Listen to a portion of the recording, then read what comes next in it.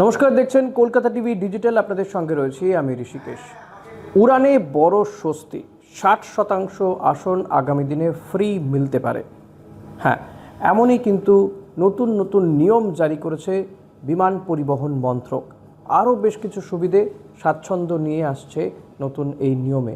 ফলত আগামী দিনে বিমান চলাচলে বিমানে যাত্রা করার ক্ষেত্রে যাত্রীদের জন্য আরও বেশি স্বচ্ছ, সুন্দর এবং স্বাচ্ছন্দ্য যে থাকছে তা আর বলার অপেক্ষা নেই। কি কি ব্যবস্থাপনা নিয়ে আসা হচ্ছে, বুধবার দিন যে নির্দেশিকা প্রকাশ করা হয়েছে বিমান মন্ত্রকের পক্ষ থেকে, তাতে বলা হচ্ছে যে আগামী দিনে আরও সহজ, স্বচ্ছ এবং স্বাচ্ছন্দ্য থাকবে যাত্রীদের জন্য। সরকারি বিবৃতিতেই জানানো হয়েছে যে ভারতে এই যে বিমান চলাচল বিশ্বের মধ্যে তৃতীয় বৃহত্তম অভ্যন্তরীণ বিমান পরিবহন বাজারে ভারতে পরিণত হচ্ছে। ফলত সেই কারণেই কিন্তু যাত্রী স্বাচ্ছন্দ্যের কথা আরও বেশি করে মাথায় রাখতে হবে। আপনাদের জানালামই যে 60% আসন ফ্রি রাখার কথা বলা হচ্ছে, এতদিন যেটা ছিল 20%।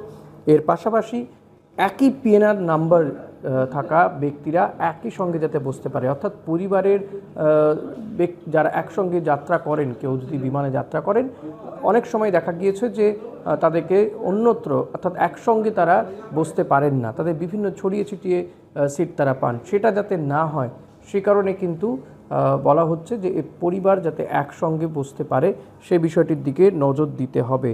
এবং এর পাশাপাশি আরও কিছু বলা হচ্ছে যে এই বিমানের টিকিট কাটার ক্ষেত্রে কিন্তু এই একটা সুবিধে পাওয়া যাবে।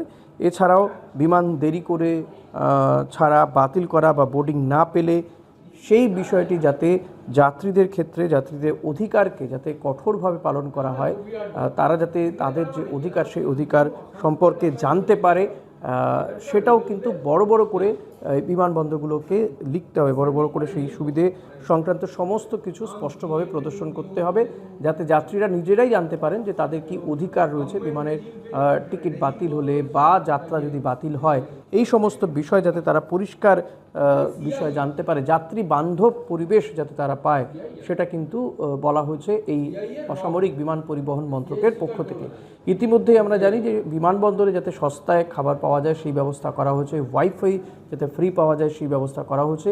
তার পাশাপাশি এই বিষয়গুলো যুক্ত হলে আগামী দিনে নিঃসন্দেহে উড়ানের ক্ষেত্রে বড়সড় স্বস্তি পাবেন যাত্রীরা।